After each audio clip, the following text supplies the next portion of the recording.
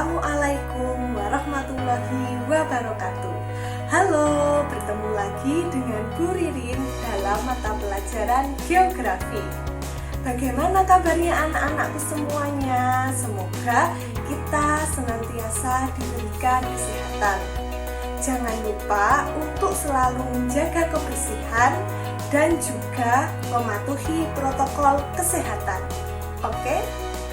Anak-anakku semuanya, walaupun sekarang di era pandemi COVID-19 ini kita melakukan pembelajaran jarak jauh, kita harus terus dan tetap semangat ya. Sebelum memulai pembelajaran pada hari ini, alangkah baiknya kita berdoa terlebih dahulu. Berdoa dipersilahkan. Berdoa selesai. Minggu kemarin kita sudah mempelajari definisi peta dan jenis-jenis peta berdasarkan skalanya. Tujuan pembelajaran hari ini adalah yang pertama, mengetahui jenis-jenis peta berdasarkan informasinya, dan yang kedua, menganalisis unsur-unsur kelengkapan peta. Sebelum masuk ke materi, Bu Ririn ingin bertanya, adakah yang masih ingat apa itu peta? Silahkan berkomentar di kolom Google Classroom ya. Anak-anakku, sekarang kita masuk ke materi yang pertama, yakni jenis-jenis peta berdasarkan informasinya. Di sana terdapat dua jenis peta, yakni peta umum atau ikhtisar dan juga peta khusus atau tematik. Perbedaannya, mari kita lihat contohnya. Ini dia contoh dari peta umum.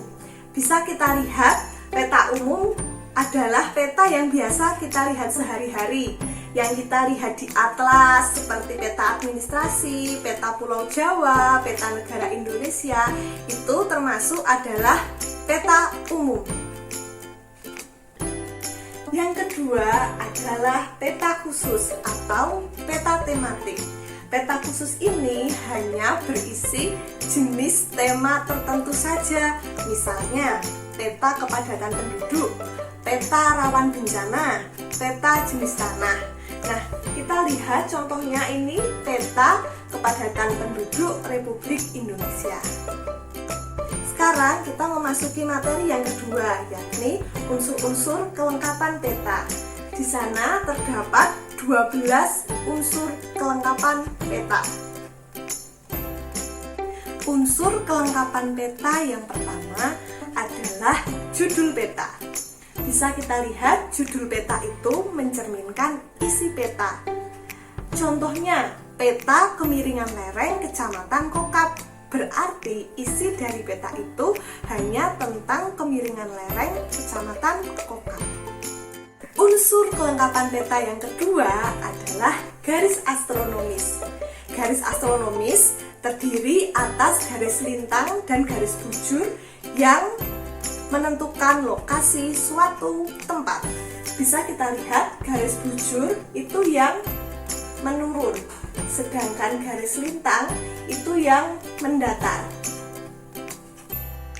Unsur kelengkapan peta yang ketiga adalah skala peta. Skala peta merupakan perbandingan jarak di peta dengan jarak sebenarnya di lapangan. Bisa kita lihat contohnya di sana, ada skala peta. Unsur kelengkapan peta yang keempat adalah simbol peta.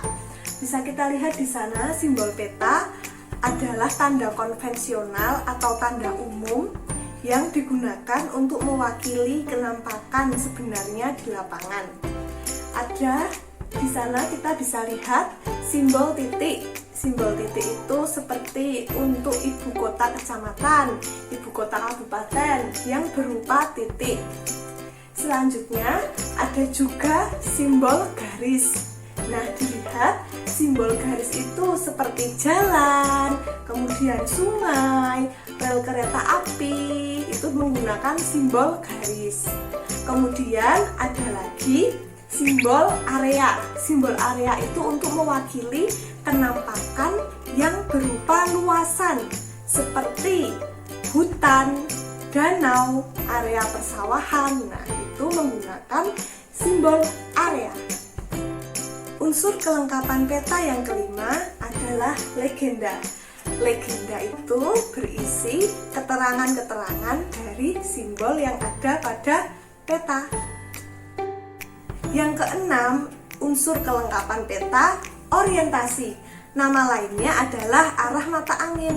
Gunanya untuk apa? Untuk menentukan arah utara, timur, selatan, dan barat. Unsur kelengkapan peta yang nomor 7 adalah inset. Mari kita lihat bersama. Inset itu berupa peta kecil yang menggambarkan daerah yang lebih luas dari daerah yang dipetakan.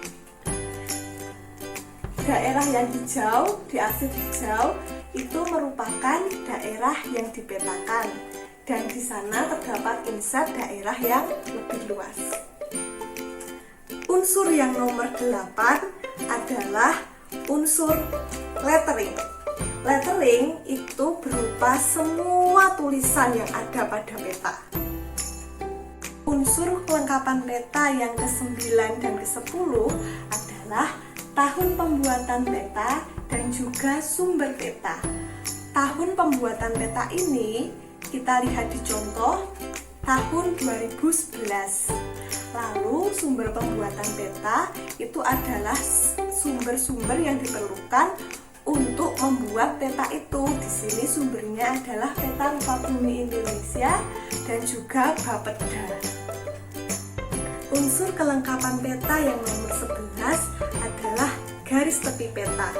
Garis tepi peta itu bisa dibuat rangkap. Contohnya, di sana ada garis tepi yang untuk membatasi titik koordinat atau titik astronomis. Ada juga garis tepi yang membatasi judul peta. Kemudian garis tepi bagian luar untuk membatasi semua unsur-unsur peta.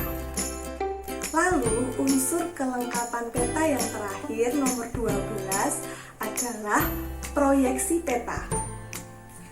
Proyeksi peta itu adalah teknik yang digunakan untuk memindahkan gambar bumi yang bulat ke bidang datar. Nah, kita lihat contohnya di sana. Apabila ada kata projection datum, itu berarti proyeksi peta. Baiklah, itu tadi materi pembelajaran geografi pada hari ini. Mudah bukan? Lalu, untuk penilaian pengetahuan, silakan kalian kerjakan kuis yang sudah Bu Ririn kirimkan di Google Classroom. Lalu, untuk penilaian keterampilan, silakan buat peta tematik atau peta khusus salah satu wilayah provinsi atau pulau di Indonesia. Temanya bebas, boleh peta kepadatan penduduk daerah istimewa Yogyakarta, peta jenis tanah provinsi Jawa Tengah, bebas. Dikerjakan di kertas A4, diwarnai yang bagus, dan juga yang terpenting adalah unsur-unsur kelengkapan petanya lengkap. Apabila ada pertanyaan, silahkan ditanyakan di kolom komentar Google Classroom atau di grup WhatsApp Geografi. Sekian pembelajaran dari Bu Ririn pada hari ini. Apabila terdapat kekurangan, Bu Ririn mohon maaf. Bu Ririn tutup. Wassalamualaikum